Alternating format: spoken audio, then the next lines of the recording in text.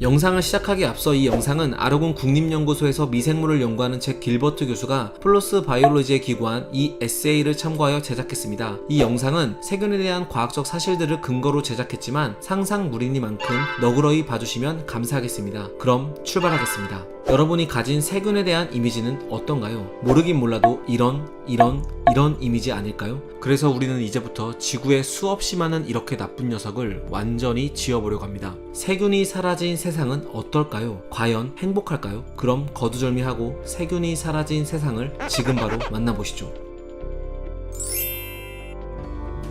세균이 사라진 세상, 그 시작은 참 행복해 보였습니다. 먼저 더 이상 땀 냄새가 나질 않았습니다. 사람 몸에서 나는 땀 냄새는 땀을 먹고 사는 세균이 분비하는 화학 물질에서 비롯되기 때문입니다. 특히 곁땀을 먹고 사는 코리네박테리움이 사라지면서 암내는 지구에서 자취를 완전히 감췄습니다. 행복한 출근길이 됐습니다. 게다가 충치나 위염을 일으키는 세균도 사라지면서 병원엔 파리가 날리기 시작합니다. 무엇보다 가장 놀라운 건 전 세계인이 1에서 2kg씩 살이 빠졌다는 사실입니다.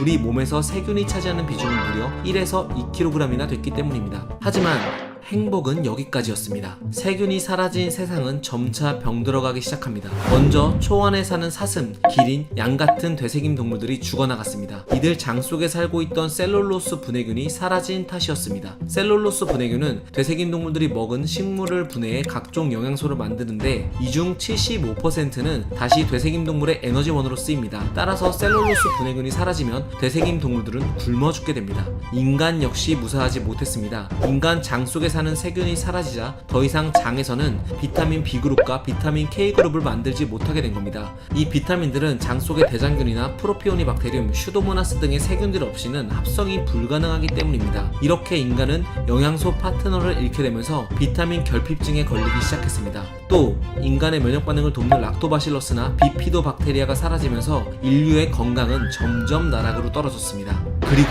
세균이 사라지자 식물들은 말라 죽기 시작했습니다. 질소 공급원이 사라졌기 때문입니다. 식물은 단백질을 만들기 위해 반드시 질소가 필요하지만 공기 중의 질소 분자를 식물이 그대로 흡수해서 사용할 수는 없습니다. 반드시 물에 녹은 질산 이온 형태로만 흡수할 수 있죠. 바로 질소를 이온 형태로 만드는 녀석들이 얘네입니다. 흙 속에 사는 이 세균들은 공기 중의 질소 분자의 결합을 깨서 이렇게 만들고 식물은 물에 녹은 이 물질들을 흡수해 단백질을 생산합니다. 이런 과정을 질소 고정이라고 하는데 지구 전체 질소 고정량의 79%가 이 세균들에 의해 일어납니다. 그러니 세균들이 사라지면 식물들은 단백질을 만들지 못하고 죽게 됩니다. 게다가 식물이 생존하려면 얘네 같은 무기 염료도 필요한데 식물 뿌리 근처에 사는 이 세균들이 이런 원소들을 암석에서 용해시켜 식물들이 흡수할 수 있는 상태로 만들어줍니다. 심지어 식물 생장에 필요한 호르몬인 인돌초산을 만드는 세균도 있습니다. 즉 세균이 사라지면 식물은 죽음을 맞이하고 결국 육상 생태계는 전멸하게 됩니다. 게다가 세균이 사라지면서 바다 생태계도 비극을 맞이합니다. 바닷물 1ml에는 무려 100만 마리의 세균이 살고 있는데 이 중 가장 흔한 남세균은 해양 광합성량의 절반을 담당하고 있습니다.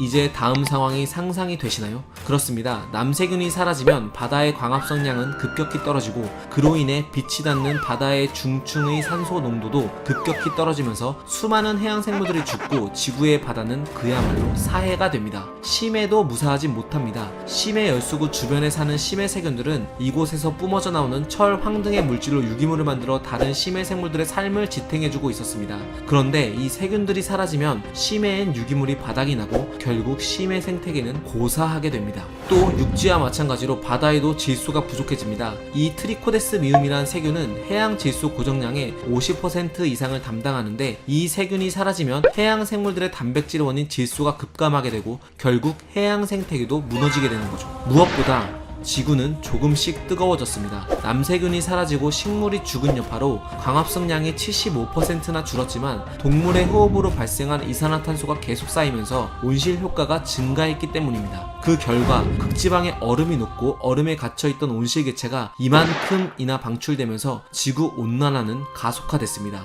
특히 매년 3천억 kg의 메테인을 소비하는 메테인 산화 고세균이 사라지면서 이산화탄소보다 25배나 온실효과가 큰 메테인 기체가 지구 대기에 걷잡을 수 없이 퍼졌습니다. 그야말로 지구는 불지옥이 되어갔습니다.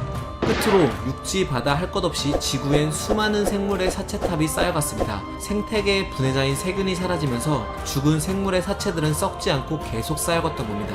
죽은 생물이 분해되는 순환이 멈춘 겁니다. 곰팡이도 분해자 역할을 하지만 곰팡이는 대개 산성과 수분이 많은 환경에서만 활동하기 때문에 세균 없이 곰팡이 혼자 분해자 역할을 모두 한다는 건 불가능에 가깝습니다. 여러분, 처음에 세균에 대한 이미지를 떠올려 볼까요? 극혐이었던 세균이 사라졌지만 아이러니하게도 세균이 사라진 지구엔 오직 죽음만이 남았습니다.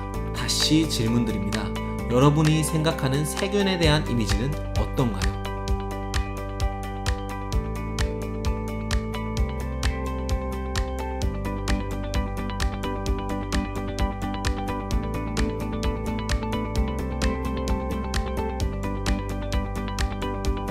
이 영상이 유익하고 재밌었다면 좋아요와 구독을 꾹 눌러주세요. 긴 영상 시청해주셔서 진심으로 감사합니다.